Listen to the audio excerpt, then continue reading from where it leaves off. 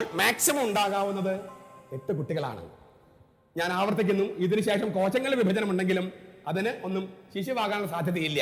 ശിശുവാകാനുള്ള സാധ്യതയുടെ അവസാനത്തെ വിഭജനമാണ് ഈ 8 കഷ്ണങ്ങൾ. അവിടെ ഒരു കാര്യം കൂടി നമുക്ക് ശ്രദ്ധിക്കാനുണ്ട്. സാധാരണഗതിയിൽ ഒരു കഷ്ണത്തെ നിലനിർത്തി ബാക്കിയുള്ള 7നെയും പ്രകൃതി തന്നെ അബോർട്ട് ചെയ്യും, നശിപ്പിച്ചു കളയും. എന്ന് വെച്ചാൽ എന്റെയും നിങ്ങളുടെയും ജനനത്തില് എന്റെയും നിങ്ങളുടെയും 7 സഹോദരന്മാരോ അബോർട്ട് ചെയ്യപ്പെട്ടിട്ടുണ്ട്. അത് നമ്മളാരും ചെയ്യുന്നതല്ല, പ്രകൃതി തന്നെ കളയുന്നതാണ്. എന്റെയും നിങ്ങളുടെയും ജനനത്തിൽ 7 പേരെ എലിമിനേറ്റ് ചെയ്തിട്ടാണ് നമ്മളെ ഒരാളെ നിലനിർത്തിയത്. ചിലപ്പോൾ 2 നിലനിർത്തും, അപ്പോൾ ഇരട്ടക്കുട്ടികൾ, ചിലപ്പോൾ 3, അപ്പോൾ അങ്ങനെ കുട്ടികളുടെ എണ്ണം. ജെറമിയ എന്ന പ്രവാചകന് ഈ ശാസ്ത്ര സത്യം അറിയുമായിരുന്നോ എന്ന് എനിക്ക് അറിഞ്ഞുകൂടാ. പക്ഷെ അദ്ദേഹം ഒരു കാര്യം എഴുതിയിട്ടുണ്ട്. 1-ാമത്തെ അധ്യായം 5-ാമത്തെ വാക്യത്തില്, എന്റെ അമ്മയുടെ ഉദരത്തിൽ ഉരുവാകുന്നതിന് മുമ്പേ നീ എന്നെ മാറ്റി നിർത്തി. എന്റെ അമ്മയുടെ ഉദരത്തിൽ ഉരുവാകുന്നതിന് മുൻപേ നീ എന്നെ മാറ്റി നിർത്തി. അന്ന് മാറ്റി നിർത്തിയത് വേറെ മറ്റ് കഷ്ണങ്ങളിൽ ഒന്നായിരുന്നെങ്കിൽ എനിക്ക് പകരം എന്റെ സഹോദരനോ സഹോദരിയോ ജനിക്കുമായിരുന്നു. അപ്പോൾ എന്റെയും നിങ്ങളുടെയും ജനനത്തിൽ ഒരു മഹാ രഹസ്യം ഒളിഞ്ഞു കിടപ്പുണ്ട്. ഇതിനേക്കാളും മഹത്തായ രഹസ്യം കൂടിയുണ്ട്. ഒരു അണ്ടവും ബീജവും, അമ്മയിൽ നിന്ന് അണ്ടവും അപ്പയിൽ നിന്ന് ബീജവും ഉൽപ്പാദിപ്പിക്കപ്പെട്ട് 72 മണിക്കൂറിനുള്ളിലാണ് ഈ ബീജസങ്കലനം നടക്കുന്നത്. 72 മണിക്കൂറിനുള്ളിൽ എന്ന് വെച്ചാൽ 3 ദിവസം. ഇതിലേത് സമയത്താണ് കൃത്യമായി ഈ ബീജസങ്കലനം നടക്കുന്നതെന്ന് ഇതുവരെയും ശാസ്ത്രത്തിന് മനസ്സിലാക്കാൻ കഴിഞ്ഞിട്ടില്ല. അപ്പൊ കൃത്യമായിട്ട് ഏത് നിമിഷമാണ് നിങ്ങളോ ഞാനോ ജനിച്ചത് നമുക്ക് ആർക്കറിയാം? 72 മണിക്കൂറിന്റെ ഒരു പരിധി, ഒരു ഗ്യാപ്പ് അവിടെയുണ്ട്. അത് ഇതുവരെയും കൃത്യമായിട്ട് നിശ്ചയിക്കാൻ കഴിഞ്ഞിട്ടില്ല. അപ്പോൾ ഒരു മഹാരഹസ്യത്തിലാണ് വാസ്തവത്തിൽ ഞാനും നിങ്ങളും ജനിക്കുന്നത്. കൃത്യമായ സമയം പോലും നമുക്കറിയില്ല. അമ്മയുടെ വയറ്റിൽ നിന്ന് പുറത്തേക്ക് വരുന്നതല്ല ശരിക്കും നമ്മൾ ജനിക്കുന്ന സമയം. അത് ഭൂമിയിലേക്ക് പിറന്നു വീഴുന്ന സമയമാണ്. അമ്മയുടെ ഉദരത്തിൽ ഉരുവാകുന്ന സമയമാണ്. അതാകട്ടെ ശാസ്ത്രത്തിന് നിശ്ചയിക്കാൻ പറ്റാത്ത ഒരു രഹസ്യമായി അവശേഷിക്കുന്നു. പിന്നീട് നിശ്ചയിക്കുമായിരിക്കാം, ഞാൻ ഇല്ലെന്ന് പറഞ്ഞില്ല. ഇതുവരെയുള്ള അറിവ് വെച്ചിട്ട് സാധിക്കുന്നില്ല. ചുരുക്കത്തിൽ യേശുക്രിസ്തുവിന്റെ ജനനം മാത്രമല്ല ഒരു മഹാരഹസ്യമായിരിക്കുന്നത്. നിങ്ങളും ഞാനുമൊക്കെ ഒരു മഹാരഹസ്യത്തിന്റെ ഭാഗമാണ്. നിങ്ങളും ഞാനും ഒരു രഹസ്യമാണ്. ഈ വിഭജനവുമായി ബന്ധപ്പെട്ട 1-2 കാര്യങ്ങൾ കൂടി പറയാനുണ്ട്. വിഭജനങ്ങളൊക്കെ നടക്കുന്നത് 14 ദിവസത്തിന് മുൻപാണ്. 14 ദിവസത്തിന് മുൻപ്. എന്താണ് 14-ാം ദിവസം സംഭവിക്കുന്നത് അറിയാമോ? 14-ാം ദിവസം ഈ ശിശുവിന്റെ 14-ാം ദിവസം, ഈ ഗർഭത്തിലുള്ള ശിശുവിന്റെ 14-ാം ദിവസം ഈ EG നിർണയിക്കപ്പെടുമെന്നാണ്, അല്ലെങ്കിൽ അത് നിർണയിക്കാൻ തുടങ്ങുമെന്നാണ്. എന്താണ് ഈ EG എന്ന് പറഞ്ഞാല്? ഇലക്ട്രിക് എൻസെഫലോഗ്രാഫ് എന്ന് പറയും. നമുക്കത് ചെറിയ തോതിൽ പറഞ്ഞാൽ മസ്തിഷ്കത്തിന്റെ കമ്പനങ്ങൾ. ECG ഹൃദയത്തിന്റെ കമ്പനങ്ങൾ, EEG മസ്തിഷ്കത്തിന്റെ തലച്ചോറിന്റെ കമ്പനങ്ങൾ. എന്താണ് അതിന്റെ സവിശേഷത? ഞാനൊരു ചോദ്യം ചോദിക്കട്ടെ. ഒരു സ്ത്രീ ഗർഭിണിയാണെന്ന് അവള് ഗർഭം ധരിച്ച് എത്ര ദിവസത്തിനുള്ളിൽ അവൾക്ക് അറിയാൻ പറ്റും? ഒരു സ്ത്രീ ഗർഭിണിയാണെന്ന് അവൾക്ക് എത്ര ദിവസത്തിനുള്ളിൽ, അവൾ ഗർഭം ധരിച്ച് എത്ര ദിവസത്തിനുള്ളിൽ അറിയാൻ പറ്റും? സാധാരണ നൽകപ്പെടുന്ന ഉത്തരം എന്താണ്? 1 മാസം. 1 മാസം എന്ന് നമ്മൾ പറഞ്ഞാലും എനിക്ക് തോന്നുന്നു ഇച്ചിരി കൂടി നിജപ്പെടുത്തി പറഞ്ഞാൽ 18-ാം ദിവസം എന്ന് പറയാം. 18-ാം ദിവസം. സാധാരണ മാസത്തിൽ ഉണ്ടാകാതെ വരുമ്പോൾ സംശയിക്കാം ഒരു കുഞ്ഞിന് ഗർഭം ധരിച്ചിട്ടുണ്ടോ എന്ന്. ഡോക്ടറെ അടുത്ത് പോകാം, കൺഫേം ചെയ്യാം. 18-ാം ദിവസത്തിന് മുൻപ്, ഞാനത് ആവർത്തിക്കുന്നതിന് കാരണമുണ്ട്. 18-ാം ദിവസത്തിന് മുൻപ് സ്വന്തം അമ്മയ്ക്ക് പോലും അവരുടെ വയറ്റിൽ ഒരു കുഞ്ഞുണ്ട് എന്ന് സംശയിക്കാൻ പോലും നിവൃത്തിയില്ല. ക്ലിനിക്കലായിട്ട് ചിലപ്പോൾ പറ്റുമായിരിക്കാം. നോർമൽ കേസിൽ നമ്മുടെ സാധാരണ ജീവിതത്തിൽ സാധിക്കില്ല. 18-ാം ദിവസത്തിന് മുമ്പ് അമ്മയ്ക്ക് പോലും അവളുടെ വയറ്റിൽ ഒരു കുഞ്ഞുണ്ടോ ഇല്ലയോ എന്ന് സംശയിക്കാൻ പോലും കഴിയില്ല. അതിനും 4 ദിവസങ്ങൾക്ക് മുൻപ് 14-ാം ദിവസം അമ്മയുടെ വയറ്റിൽ കിടക്കുന്ന കുഞ്ഞിന്റെ, ഞാനൊന്ന് ആവർത്തിക്കട്ടെ, അമ്മയ്ക്ക് പോലും അറിയില്ല വയറ്റിൽ കുഞ്ഞുണ്ടെന്ന്. ആ കുഞ്ഞിന്റെ മസ്തിഷ്കത്തിന്റെ കമ്പനങ്ങൾ നിർണയിക്കാൻ തുടങ്ങുകയാണ്.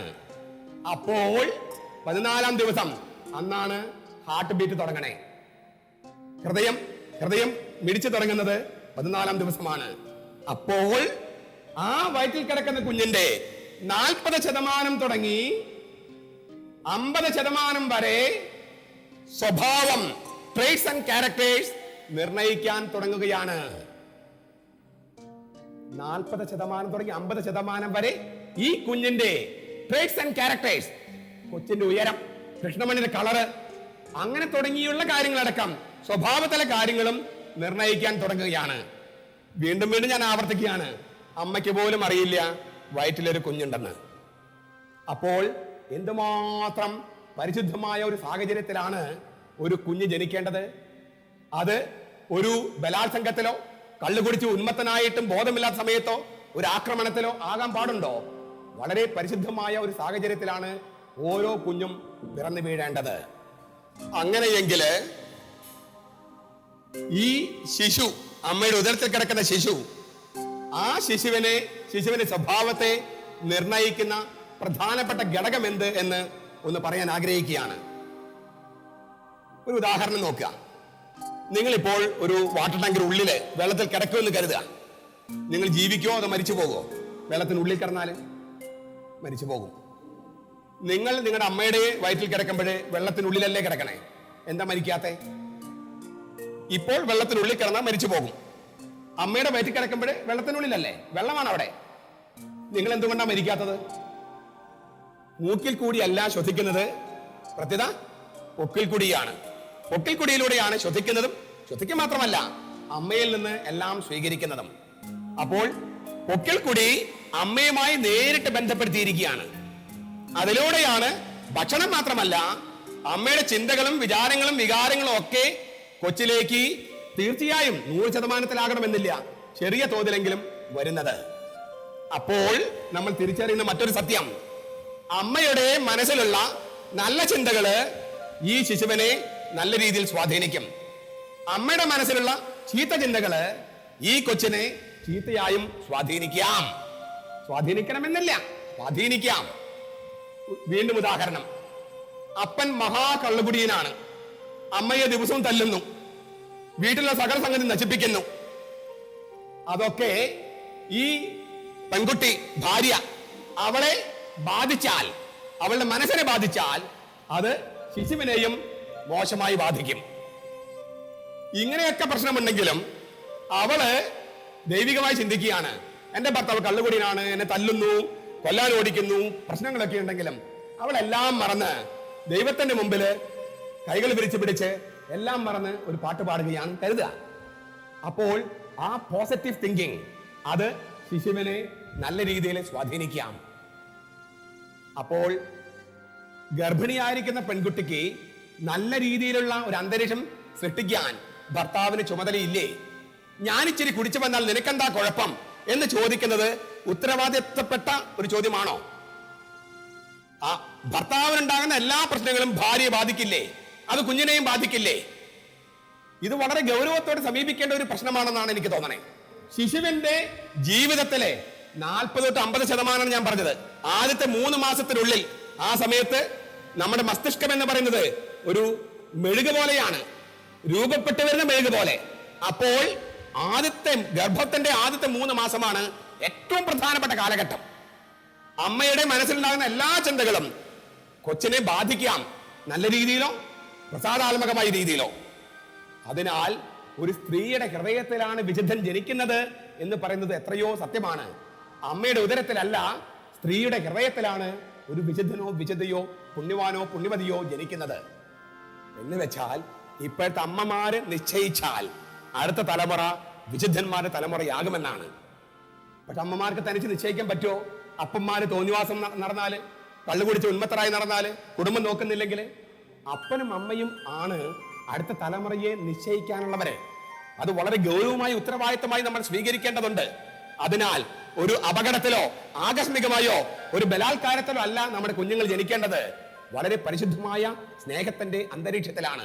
ആദ്യത്തെ ആ 3 മാസം കഴിഞ്ഞ് പിന്നെ ഗർഭകാലം, ബാക്കിയുള്ള ഗർഭകാലം, അത് കഴിഞ്ഞ് ആ കാലഘട്ടത്തോടു കൂടി ഏകദേശം 70%, ചിലപ്പോൾ 50% വരെ ശിശുവിന്റെ സ്വഭാവം നിർണയിക്കപ്പെട്ടിട്ടാണ് ഒരു ശിശു ഭൂമിയിലേക്ക് പിറന്നു വീഴുന്നത്. ഞാൻ ചുരുക്കമായി പറഞ്ഞാൽ 5 വയസ്സിന് മുമ്പ് ശിശുവിന്റെ 90% സ്വഭാവവും നിർണയിക്കപ്പെടും. ഒരു ശിശുവിന്റെ 5 വയസ്സിന് മുമ്പ്. 5 വയസ്സിന് ശേഷം നമുക്ക് മാറ്റപ്പെടുത്താവുന്നത് മാക്സിമം 10% മാത്രമാണ്. ഇപ്പോൾ നിങ്ങൾ ഞാൻ പറഞ്ഞ മറ്റൊരു കാര്യം അംഗീകരിക്കുമെന്ന് വിശ്വസിക്കുകയാണ്. പ്രായപൂർത്തിയായിട്ട് അവൻ സ്വയം നിശ്ചയിക്കട്ടെ അവന്റെ മതം, അവൻ സ്വയം നിശ്ചയിക്കട്ടെ അവന് മാമോദീസ വേണോ എന്നൊക്കെ കുട്ടിയുടെ ഇഷ്ടത്തിന് വിടുന്നത് ശരിയോ തെറ്റോ? പെന്തക്കോസ്തകാരും യഹോവ സാക്ഷികൾ തൊട്ടുള്ള ആളുകളൊക്കെ ഇത് പറയുന്നുണ്ട്. അവർക്ക് തന്നെ കണ്ടകോടാലിയാണ്. അവരുടെ മക്കളെയും അവരങ്ങനെ വിട്ടാൽ അവർക്ക് വിശ്വാസം ഉണ്ടാകില്ല. വിശ്വാസം കൊടുക്കേണ്ടത് കൊച്ച് ഗർഭത്തിലായിരിക്കുമെയാണ്. അത് കഴിഞ്ഞ് ആദ്യത്തെ 5 വയസ്സിന് മുമ്പാണ്. അതിനുശേഷം കൊടുക്കാൻ കഴിയില്ല. കടത്തനാട്ട് മാധവിയമ്മയുടെ ഒരു പാട്ടുണ്ടല്ലോ, അമ്മ കുഞ്ഞിന് മുലപ്പാൽ കൊടുക്കുകയാണ്. അപ്പോൾ അമ്മ നെയ്ച്ചിരുന്ന് പാടുകയാണ്, ദൈവത്തിനാൽ സമർപ്പിത ഈ രത്നം കേവലം ഭണ്ഡാര പാലിക ഞാൻ, ഈ വിചാരത്താൽ സംശുദ്ധമാകട്ടെ നീ നുണയ്ക്കും മുലപ്പാല് പോലും. ദൈവത്തിനായി സമർപ്പിത ഈ രത്നം, ഇത് ദൈവം തന്ന രത്നമാണ്. ഈ കുഞ്ഞ് എന്റെ അല്ലല്ലോ, ദൈവം തന്നതാണ്. ദൈവത്തിന് തിരിച്ചു കൊടുത്തിരിക്കുന്നു. കേവലം ഭണ്ഡാര പാലിക ഞാൻ, ദേവാലയത്തിലെ അല്ലെങ്കിൽ ക്ഷേത്രത്തിലെ ഭണ്ഡാരം സൂക്ഷിക്കുന്ന പാലിക മാത്രമാണ് ഞാൻ. ഈ നിധി സൂക്ഷിക്കാനായി ദൈവം എന്നെ ഏൽപ്പിച്ചിരിക്കുക. ഭണ്ഡാര പാലികയാണ് ഞാൻ. ക്ഷേത്രത്തിലെ കാണിക്ക വഞ്ചിയിലിട്ടുന്ന പണം പാലികയ്ക്ക് എടുക്കാൻ പറ്റുമോ? ഭണ്ഡാര പാലിക എടുക്കാൻ പറ്റുമോ? ഇല്ല. കാരണം ആ പണം അവളുടെ സ്വന്തമല്ല, കാത്തു സൂക്ഷിക്കാൻ ഏൽപ്പിച്ചതാണ്. ദൈവത്തിനായി സമർപ്പിതം ഈ രക്തം, ഈ ശിശു ദൈവത്തിൻ്റെതാണ്. ആ രക്തത്തെ സൂക്ഷിക്കാൻ എന്നെ ഏൽപ്പിച്ചിരിക്കുന്നു. കേവലം ഭണ്ഡാര പാലികയാണ് ഞാൻ. ഈ വിചാരത്താൽ സംശുദ്ധമാകട്ടെ നീ നുണയ്ക്കും മുലപ്പാല് പോലും. ഈ ദൈവചിന്ത നീ നുണയ്ക്കുന്ന മുലപ്പാലിനെ പോലും പരിശുദ്ധമാക്കും. ആ മുലപ്പാലിലൂടെയാണ് അമ്മയുടെ ദൈവവിശ്വാസം മക്കളിലേക്ക് പകർന്നു കൊടുക്കുന്നത്.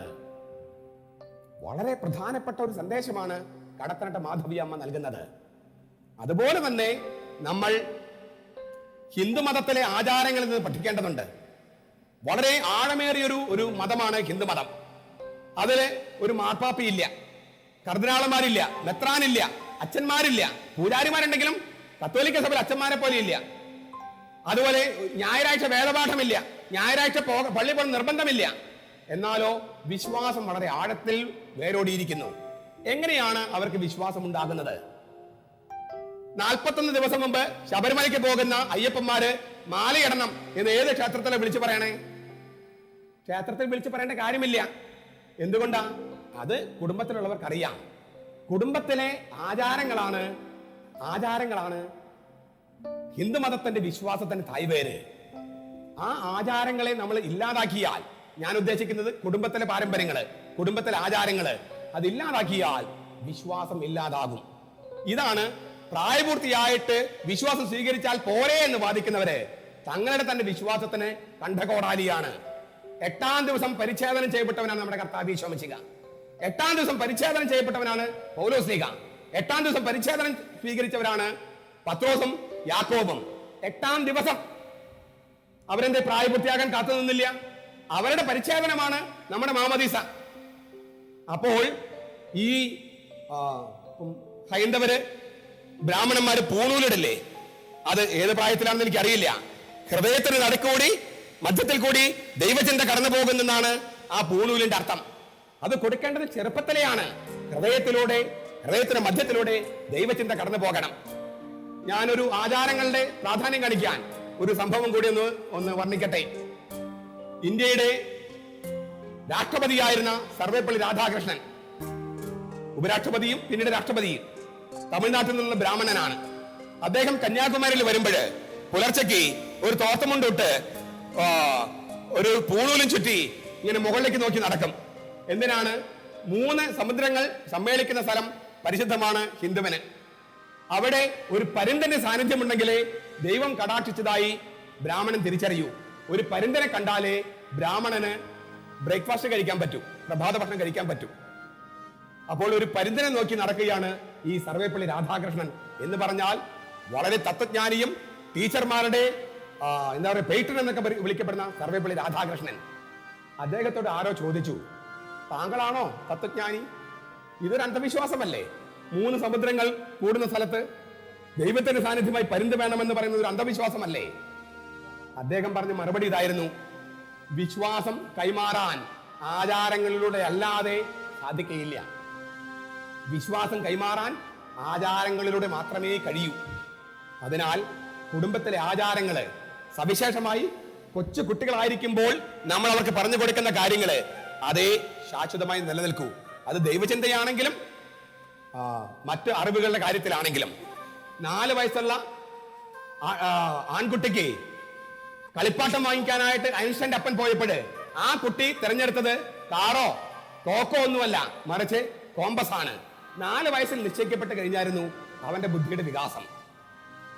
Child is the father of മാൻ എന്നാണ് ഇംഗ്ലീഷിൽ ചൊല്ല്. ശിശുവാണ് മനുഷ്യന്റെ അച്ഛൻ അല്ലെങ്കിൽ അപ്പൻ എന്ന് പറഞ്ഞാൽ എന്താർത്ഥം? അറിവ് അങ്ങോട്ടിട്ട് കൊടുക്കാൻ ആർക്കെങ്കിലും കഴിയോ? നിങ്ങളുടെ മനസ്സിലേക്ക് അറിവിട്ട് തരാൻ എനിക്ക് കഴിയോ? കഴിയില്ല. പിന്നെ എന്താ കഴിയുക? നിങ്ങളിലെ അറിവ് ചകഞ്ഞെടുക്കാനേ എനിക്ക് കഴിയൂ. വിദ്യാഭ്യാസം കൊണ്ട് ഉദ്ദേശിക്കുന്നത് മാഷന്മാരുടെ അറിവ് ഈ കുട്ടികളിലേക്ക് ഡെപ്പോസിറ്റ് ചെയ്യുക എന്നല്ല. കുട്ടികളിലെ അറിവ് മാഷ് അത് കണ്ടെത്താനായിട്ട് സഹായിക്കുക എന്നാണ്. ചില കളികളും ചില പാഠങ്ങളെല്ലാം പഠിപ്പിച്ച് കുട്ടിയിലുള്ള അറിവ് ചകഞ്ഞെടുക്കാനായിട്ട് കുട്ടിയെ സഹായിക്കുകയാണ് അധ്യാപകന്റെ ചുമതല. ഞാൻ നിങ്ങളെ പഠിപ്പിക്കുകയല്ല, നിങ്ങളുടെ അറിവിനെ പതുക്കെ ഒന്ന് പ്രോബ് ചെയ്യാണ്, ചിന്തിക്കാനായിട്ട് സഹായിക്കുകയാണ്. ചുരുക്കത്തിൽ എന്തുമാത്രം പ്രധാനപ്പെട്ട ഒരു സംഗതിയാണ് ശിശുക്കളെ ഗർഭം ധരിക്കുന്നതും അവരുടെ വളർച്ചയും, അതിൽ വിശ്വാസത്തിന്റെ പങ്കും. അതിനാൽ എത്രയും നേരത്തെ കുട്ടികൾക്ക് അറിവും വിശ്വാസവും സ്നേഹവും എല്ലാം കൊടുത്താലേ ഈ പറഞ്ഞാൽ കുട്ടികളുടെ വികാസം നല്ല രീതിയിലാകൂ എന്നാണ്. ഈ ശിശുവിന്റെ വികാസം സംഭവിക്കുമ്പോൾ നമ്മൾ ഈ മസ്തിഷ്കം, ആ മസ്തിഷ്കത്തിന്റെ വികാസം ആണിലും പെണ്ണിലും ഒരുപോലെയല്ല. പൊതുവെ പറയുന്നത് സ്ത്രീകളുടെ ബ്രെയിന്റെ മസ്തിഷ്കത്തിന്റെ വലതുവശമാണ് കൂടുതൽ വികസിച്ചിരിക്കുന്നത്, പുരുഷന്റെ ആകട്ടെ ഇടതുവശമാണ് കൂടുതൽ വികസിച്ചിരിക്കുന്നത്. അതേസമയം സംസാരിക്കാനുള്ള ഫാക്കൽറ്റി ഇടതുവശത്താണ്, അത് സ്ത്രീകൾക്കാണ് കൂടുതൽ വികസിച്ചിരിക്കുന്നത്. അതുകൊണ്ടാണ് സ്ത്രീകള് സംസാരിക്കാൻ ആഗ്രഹിക്കുന്നു, പുരുഷന്മാരോ നിശബ്ദരായിരിക്കാനും. ഇത് വലിയൊരു പ്രശ്നമുണ്ടാക്കുന്നുണ്ട് കുടുംബങ്ങളില്. നിങ്ങൾ വല്ലതും മിണ്ടുന്നുണ്ടോ? അപ്പൊ ഇങ്ങോട്ട് പിന്നിൽ നോക്കി, നിങ്ങൾക്ക് എന്താ പറ്റിയേ? ഒന്നുമില്ല. അവൾക്ക് ആകെ ടെൻഷനാണ്. ഇയാളുടെ ഇടയ്ക്കിടയ്ക്ക് ചോദിക്കും, നിങ്ങൾക്ക് എന്ത് പറ്റി? ഒന്നും പറ്റില്ലെന്ന് പറഞ്ഞില്ലേ?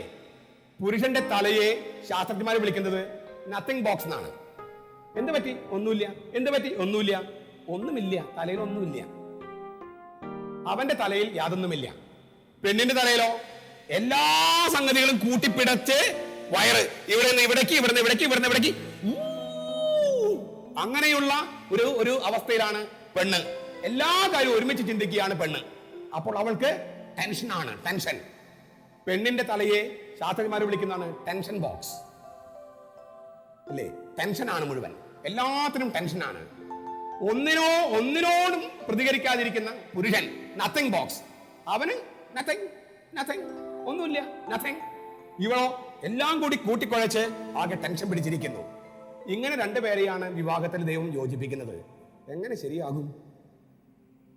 അപ്പോൾ തിരിച്ചറിയേണ്ടത് പെണ്ണിന്റെ മനസ്സ് ഇങ്ങനെയാണ് പ്രവർത്തിക്കുക എന്ന് പുരുഷൻ തിരിച്ചറിയുകയും അവളെ മനസ്സിലാക്കാൻ പരിശ്രമിക്കുകയും ചെയ്യുമ്പോൾ കുടുംബത്തിൽ സമാധാനം ഉണ്ടാകാൻ സാധ്യത ഏറെയാണ്.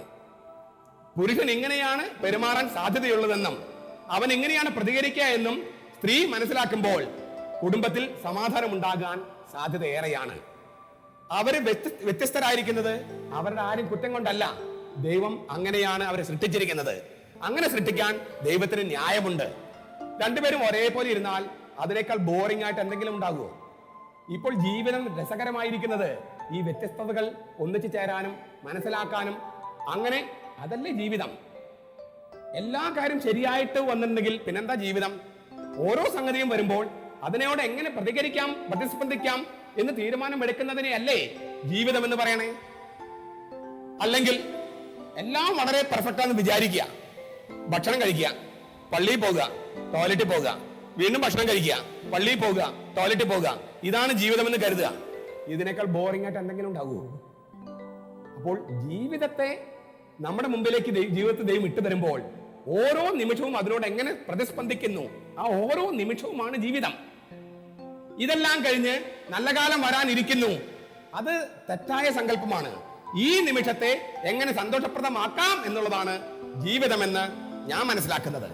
ഓരോ നിമിഷവും ആനന്ദപ്രദമാക്കാൻ, സഹനത്തിലും വേദനയിലും കഷ്ടപ്പാടിലും അത് ഫലവത്താക്കാൻ, ഫലദായകമാക്കാൻ, ഫ്രൂട്ട്ഫുൾ ആക്കാൻ നമ്മൾ എങ്ങനെ പരിശ്രമിക്കുന്നു, എങ്ങനെ തീരുമാനമെടുക്കുന്നു എന്നുള്ളതാണ് ജീവിതമെന്നാണ് ഞാൻ മനസ്സിലാക്കുന്നത്. സ്ത്രീ പുരുഷ വ്യത്യാസത്തിലേക്ക് അല്പം കൂടി കടക്കുകയാണ്. സ്ത്രീകൾക്ക് രാത്രി കാഴ്ച കൂടും, പുരുഷന്മാർക്ക് പകല് കാഴ്ച കൂടും കണ്ണിന്. അങ്ങനെയാണ് ഈ കണ്ണിന്റെ കാഴ്ച പോലും സംവിധാനം ചെയ്തിരിക്കുന്നത്. സ്ത്രീകൾക്ക് രാത്രി കാഴ്ച കൂടുതലാണ്, പുരുഷന്മാർക്ക് പകലാണ് കാഴ്ച കൂടുതൽ. നേരത്തെ ഞാൻ പറഞ്ഞല്ലോ, സംസാര ശക്തി കൂടുതൽ സ്ത്രീകൾക്കാണുള്ളത്, പുരുഷന് സൈലൻസ് ആണ്, നിശബ്ദതയാണ് കൂടുതൽ. അപ്പോൾ ഇത് പരസ്പരം മനസ്സിലാക്കുമ്പോൾ ഈ ജനിതക വ്യത്യാസങ്ങള്, മസ്തിഷ്കത്തിലെ വ്യത്യാസങ്ങള് നമ്മുടെ അനുദിന ജീവിതത്തിൽ പ്രതിഫലിക്കുന്നു എന്ന് നമ്മൾ തിരിച്ചറിയേണ്ടതുണ്ട്. അപ്പോൾ നിങ്ങൾക്ക് കാണാൻ കഴിയുന്നില്ലേ എന്ന് സ്ത്രീ ചോദിക്കുമ്പോഴും, നിങ്ങൾ മിണ്ടുന്നുണ്ടോ എന്ന് സ്ത്രീ ചോദിക്കുമ്പോഴും, അതുപോലെ നീ ഒന്ന് മിണ്ടാതിരിക്കുന്നുണ്ടോ എന്ന് ചോദിക്കുമ്പോഴൊക്കെ ചില പ്രശ്നങ്ങൾ നമ്മൾ മനസ്സിലാക്കാതെ പോകുന്നു എന്നാണ് എനിക്ക് തോന്നണേ. ഞാൻ വീണ്ടും ഒരു സംഭവം പറയാം. അമേരിക്കയിലെ ഒരു ഡൈവോഴ്സ് കേസാണ്, ഒരു വിവാഹമോചന കേസ്. അവർ കല്യാണം കഴിച്ചിട്ട് 16 കൊല്ലായി. അവർക്ക് 3 മക്കളുണ്ട്. പക്ഷേ ഭാര്യ ഭർത്താവിനെതിരെ വിവാഹമോചനത്തിന് കോടതിയിൽ കേസ് കൊടുത്തു. എന്തായിരുന്നു പ്രശ്നം? കോടതിയിൽ വന്നപ്പോൾ പ്രതിയായിട്ട് നിൽക്കുന്നത് ഭർത്താവ്, വാദിയായിട്ട് ഭാര്യ. അവരുടെ മക്കളെയൊക്കെ നോക്കിക്കൊണ്ട് അവരുടെ ബന്ധുക്കള് കോടതി മുറിയിലുണ്ട്. ഈ ജഡ്ജി ഈ ഭർത്താവിനോട് ചോദിച്ചു, ആ വാദിക്കുട്ടി നിൽക്കുന്നത് നിങ്ങളുടെ ഭാര്യയാണോ? അയാൾ പറഞ്ഞു, അതെന്റെ ഭാര്യയാണ്. ഭാര്യയോട് ചോദിച്ചു, ഇത് നിങ്ങളുടെ ഭർത്താവാണോ? ആ സ്ത്രീ പറഞ്ഞു, ഭർത്താവാണ്, പക്ഷേ എനിക്ക് അയാളെ വേണ്ട, അയാൾക്ക് എന്നോട് സ്നേഹമില്ല. ഭർത്താവായിരുന്നു, പക്ഷെ എനിക്കിനി അയാളെ ഭർത്താവായിട്ട് വേണ്ട. അപ്പോൾ ജഡ്ജി വീണ്ടും ഈ ഭർത്താവിനോട് ചോദിച്ചു, നിങ്ങൾ അവളെ സ്നേഹിക്കുന്നില്ല എന്ന് പറയുന്നു, നിങ്ങളുടെ ഭാര്യ എന്ന് പറയുന്നു, പക്ഷെ അവര് പറയുന്നു നിങ്ങൾ സ്നേഹിക്കുന്നില്ല. അപ്പോൾ ഭർത്താവ് പറഞ്ഞു, ഞാൻ അവളെ സ്നേഹിക്കുന്നുണ്ട്, ജീവനത്തിലും സ്നേഹിക്കുന്നുണ്ട്. ഈ വാദിക്കൊട്ട് നിൽക്കുന്ന ഭാര്യ കലിതുള്ളി പറഞ്ഞു, അയാൾ നുണ പറയാണ്, ഇന്ന് വരെ അയാൾ കമാന്ന അക്ഷരം എന്നോട് മിണ്ടിയിട്ടില്ല, പിന്നെ സ്നേഹിക്കണമെന്ന് പറഞ്ഞാൽ എങ്ങനെയാണ്? അപ്പോൾ ജഡ്ജി പിന്നെയും ഈ പ്രതിക്കുട്ടി നിൽക്കുന്ന ഭർത്താവ് ചോദിച്ചു, നിങ്ങൾ സ്നേഹിക്കുന്നു എന്ന് പറയുകയും എന്നാൽ ഭാര്യ പറയണു നിങ്ങൾ ഇതുവരെ അവളോട് മിണ്ടിയിട്ടില്ല എന്ന് പറയുകയും ചെയ്യുന്നു, അതെങ്ങനെ ശരിയാകും? അപ്പോൾ ഈ ഭർത്താവ് പറഞ്ഞു, ഞാൻ അവളെ സ്നേഹിക്കുന്നു എന്ന കാര്യം സത്യമാണ്, ഞാൻ അവളോട് ഇതുവരെ മിണ്ടിയിട്ടില്ല എന്ന കാര്യവും സത്യമാണ്. ജഡ്ജിക്ക് പിന്നെയും വിസ്മയായി. ജഡ്ജി ചോദിച്ചു, അതെങ്ങനെ ശരിയാകും? സ്നേഹിക്കുന്നെന്ന് പറയുകയും എന്നാൽ മിണ്ടിയിട്ടില്ല. അപ്പോൾ അയാള് വിശദീകരിച്ചു, ഞാൻ സ്കൂളിൽ പഠിക്കുമ്പോൾ ടീച്ചർമാര് എന്നെ എങ്ങനെയാണ് പെരുമാറേണ്ടത്, പെരുമാറ്റ മര്യാദകള് അങ്ങനെ പഠിപ്പിച്ചിരുന്നു. അത് പഠിപ്പിച്ചപ്പോൾ എന്നെ പഠിപ്പിച്ച പ്രധാനപ്പെട്ട മര്യാദകളിൽ ഒന്ന്, മറ്റൊരാൾ സംസാരിച്ചു കൊണ്ടിരിക്കുമ്പോൾ ഇടയ്ക്ക് കയറി വർത്തമാനം പറയാൻ പാടില്ല. എന്തായിരുന്നു പ്രശ്നം? കല്യാണം കഴിഞ്ഞ അന്ന് മുതൽ ഈ സ്ത്രീ സംസാരിച്ചുകൊണ്ടിരിക്കുക, ചിലച്ചുകൊണ്ടിരിക്കുക. അവളത് നിർത്തിയിട്ട് വേണ്ടേ, ഇടയ്ക്ക് കയറി മിണ്ടാൻ പറ്റില്ലല്ലോ. അവൾ നിർത്തിയാൽ ഞാൻ സംസാരിക്കാൻ തയ്യാറായിരുന്നു, അവള് നിർത്തിയില്ല, എനിക്ക് സംസാരിക്കാനും കഴിഞ്ഞില്ല. കാരണം ഇടയ്ക്ക് കയറി വർത്തമാനം പറയാൻ പറ്റില്ലല്ലോ. സ്ത്രീ സംസാരിച്ചു കൊണ്ടേയിരിക്കുന്നു, അവൾക്ക് അതിലൂടെ ഒരു തൃപ്തിയുണ്ട്. പുരുഷൻ കേൾക്കാൻ തയ്യാറാകണം. ഇത് ഞാൻ കേട്ടതല്ലേ എന്ന് പറഞ്ഞുകൂടാ, കേൾക്കാൻ തയ്യാറാകണം. അവൾക്ക് വേറെ ആരും കേൾക്കണമെന്നില്ല, പക്ഷെ തന്റെ ഭർത്താവ് തന്നെ കേൾക്കണമെന്ന് അവൾ ആഗ്രഹിക്കുന്നുണ്ട്. അതിനാൽ ഇഷ്ടമുണ്ടെങ്കിലും ഇല്ലെങ്കിലും ഭാര്യ പറയുന്നത് കേൾക്കാൻ ഭർത്താവ് തയ്യാറാകണം. അതേസമയം ഭർത്താക്കന്മാർക്ക് സംഭവിക്കാവുന്ന ഒരു അപകടമുണ്ട്. എന്തെങ്കിലും ഒരു പ്രശ്നം പറഞ്ഞു വരുമ്പോഴേക്കും നിനക്കത് ഇങ്ങനെ ചെയ്യാമായിരുന്നില്ലേ, അങ്ങനെ ഭർത്താവ് പറയാൻ പാടില്ല. അത് അവള് പ്രശ്നം പരിഹരിച്ചിട്ടുണ്ടാകും, അവൾക്കറിയാം എങ്ങനെ പ്രശ്നം പരിഹരിക്കേണ്ടതെന്ന്. ഉദാഹരണമായി അവൾ പറയാ, ഞാൻ വഴി കൂടെ പോകുമ്പോൾ അയാൾ എന്നെ നോക്കി, അപ്പൊ നിനക്ക് എങ്ങനെ ചെയ്യാമായിരുന്നില്ലേ എന്ന് ഭർത്താവ് പറയരുത്. അവനോട് പെരുമാറേണ്ട വിധമൊക്കെ ഭാര്യ ചെയ്തിട്ടുണ്ട്. ഭാര്യ ആഗ്രഹിക്കുന്നത് അവൾ ചെയ്ത കാര്യങ്ങൾ കേൾക്കാൻ ഒരു ഭർത്താവ്, അവളെ ഉപദേശിക്കുന്ന ഭർത്താവല്ല, അവളെ കേൾക്കുന്ന ഒരു ഭർത്താവ്, അത് അവൾ ആഗ്രഹിക്കുന്നുണ്ട്. അതുപോലെ തന്നെ ഭാര്യമാര് തിരിച്ചറിയേണ്ട മറ്റൊരു സത്യം, ഭർത്താവിന് കേൾക്കാൻ ഇഷ്ടമില്ല എന്നുള്ളതാണ്. അയാൾക്ക് ഇഷ്ടം സൈലൻസ് ആണ്, നിശബ്ദതയാണ്. ഈ വ്യത്യാസങ്ങൾ പരസ്പരം മനസ്സിലാക്കുക. കേൾക്കാൻ ഇഷ്ടമില്ലാത്ത ഒരാൾ നിർബന്ധിച്ച് കേൾക്കാതെ അങ്ങനെ കേൾപ്പിച്ചിട്ട് കാര്യമില്ല. അതേസമയം മനസ്സുള്ളപ്പോഴോ രണ്ടുപേരും പരസ്പരം കേൾക്കുകയും സംസാരിക്കുകയും ചെയ്യാം. അവിടെയാണ് സ്നേഹത്തിന്റെ ബന്ധം നന്നായി ഉടലെടുക്കുക. സോക്രട്ടീസിന്റെ കഥ പറഞ്ഞപ്പോഴേ ഞാൻ പറഞ്ഞു, സ്ത്രീകള് പൊതുവെ ഷോപ്പിങ്ങിന് പോകാൻ താല്പര്യമുള്ളവരാണ്, സവിശേഷമായി ഭർത്താവിന്റെ കൂടെ. കുറച്ച് പണം ഷോപ്പിങ്ങിന് വേണ്ടിയും ഭർത്താക്കന്മാര് കരുതി വെക്കേണ്ടതാണ് എന്ന് വിചാരിച്ച് ഭാര്യമാര് ചന്തയിൽ വരുന്ന എല്ലാ സംഗതിയും വാങ്ങിച്ചു കൂട്ടാൻ നിവൃത്തി ഉണ്ടാകില്ല എന്നും തിരിച്ചറിയാം. അപ്പോൾ അത് ഭാര്യമാരെ നിയന്ത്രിക്കേണ്ടതാണ്. പണം വ്യയം ചെയ്യുന്ന കാര്യത്തില് സവിശേഷമായി നമ്മുടെ നാട്ടില് വസ്ത്രത്തോടും സ്വർണത്തോടുമുള്ള ഭ്രമം സ്ത്രീകൾക്ക് വളരെ കൂടുതലാണ്. പുരുഷന്മാരെ തിരിച്ചറിയാം, അതേസമയം നശിപ്പിക്കാതിരിക്കാൻ നോക്കുകയും ചെയ്യാം. അവിടെയൊക്കെ ഒരു പരസ്പരം യോജിക്കാവുന്ന ചില മേഖലകൾ കണ്ടെത്തുകയും അങ്ങനെ മുന്നോട്ട് പോവുകയും ചെയ്യുമ്പോഴാണ് നല്ല യഥാർത്ഥമായ ബന്ധം ഉടലെടുക്കാൻ സാധ്യതയുള്ളത്. പുരുഷന്റെയും സ്ത്രീയുടെയും ആഗ്രഹങ്ങള് വ്യത്യാസപ്പെട്ടിരിക്കും. സ്വന്തം ഭർത്താവിൽ നിന്ന് ഭാര്യ കേൾക്കാൻ ആഗ്രഹിക്കുന്ന ഏറ്റവും പ്രധാനപ്പെട്ട വാചകം എന്താണെന്നറിയാമോ? സ്വന്തം ഭർത്താവിൽ നിന്ന് ഭാര്യ കേൾക്കാൻ ആഗ്രഹിക്കുന്ന ഒരു പ്രധാനപ്പെട്ട വാചകം എന്തായിരിക്കും? ഭാര്യ വല്ലപ്പോഴും ഒരിക്കലെങ്കിലും ഭർത്താവ് ഇങ്ങനെ പറയുന്നത് കാത്തിരിക്കുന്നുണ്ട്. അല്ല, നീ ഇന്ന് സുന്ദരിയായിട്ടുണ്ടല്ലോ. അപ്പോൾ അവള് അതിലും കുഴഞ്ഞു വീഴും. നിങ്ങൾ എന്ത് ചോദിച്ചാലും അവൾ ചെയ്തു തരും. ലോകത്തെ പല പുരുഷന്മാരും അവളോട് പറഞ്ഞിട്ടുണ്ട് നീ സുന്ദരിയാണെന്ന്. അവൾക്കത് കേൾക്കാൻ ഇഷ്ടമില്ല. അവൾക്കിഷ്ടം സ്വന്തം ഭർത്താവ് അവളെ സുന്ദരിയായി കാണുന്നതിലാണ്. അതിനാൽ ഇന്ന് പറയണ്ട, ഇന്ന് പറഞ്ഞാൽ ഈ പ്രസംഗം കേട്ടിട്ടാന്ന് വിചാരിക്കും. ഇന്ന് പറയണ്ട, വല്ലപ്പോഴും ഒരിക്കൽ കുളിച്ച് സുന്ദരിയായി സെറ്റ് സാരി കൊടുത്ത് നിങ്ങളുടെ ഭാര്യ നിൽക്കുമ്പോഴ് ഇഷ്ടമില്ലെങ്കിലും ഒന്ന് പറഞ്ഞോ, ഹായ് നീ സുന്ദരിയായിട്ടുണ്ടല്ലോ എന്ന് നിങ്ങളൊന്ന് പറയുന്നത് ഭാര്യ കാത്തിരിക്കുന്നുണ്ട് കേൾക്കാൻ. അങ്ങനെ ഒന്ന് പറഞ്ഞാൽ എന്താ അത്ര കുഴപ്പം? ലോകത്തുള്ള ഏത് പെണ്ണിനെ കണ്ടാലും പറയുന്ന കാര്യമാണ്, എന്നാ സ്വന്തം ഭാര്യയോട് പറയില്ല. അത് പറഞ്ഞാൽ എന്താ കുഴപ്പം? അതിലൂടെ അവരുടെ ഹൃദയത്തെ നമ്മൾ കവരുകയാണ്. അങ്ങനെ ഹൃദയം കവരുന്ന ഒരു സ്നേഹമല്ലേ വാസ്തവത്തിൽ വിവാഹത്തിന്റെ യഥാർത്ഥ ഫലവത്താകുന്ന സ്നേഹം? അങ്ങനെ അത് ആഗ്രഹിക്കുന്നുണ്ട് ഭാര്യ. ഓ, അത് എന്റെ വായെന്ന് കേട്ടിട്ട് നീ മരിക്കില്ല. ഇങ്ങനെ പിടിവാശി പിടിക്കേണ്ട വല്ല കാര്യമുണ്ടോ? ഭർത്താക്കന്മാർക്ക് ഓർമ്മയില്ല എന്ന കാര്യം അബ്രാഹത്തിനെ കഥ പഠിപ്പിച്ചപ്പോൾ നമ്മൾ കണ്ടതാണ്. പക്ഷെ നമ്മൾ ഓർക്കേണ്ടതുണ്ട്, ചുരുങ്ങിയ പക്ഷം ഭാര്യയുടെ ജന്മദിനം, പിറന്നാള്, വെഡിങ് ആനിവേഴ്സറി, ഈ രണ്ട് കാര്യങ്ങളെങ്കിലും ഓർക്കുന്നില്ലെങ്കിൽ, അല്ലെങ്കിൽ മക്കളുടെ ജന്മദിനം, ഇത്തരം കാര്യങ്ങളെങ്കിലും ഓർക്കാൻ പറ്റുന്നില്ലെങ്കിൽ കല്യാണം കഴിക്കാതിരിക്കുകയാണ് നല്ലത്. ഇത്തരം കാര്യങ്ങളെങ്കിലും ഓർക്കണ്ടേ?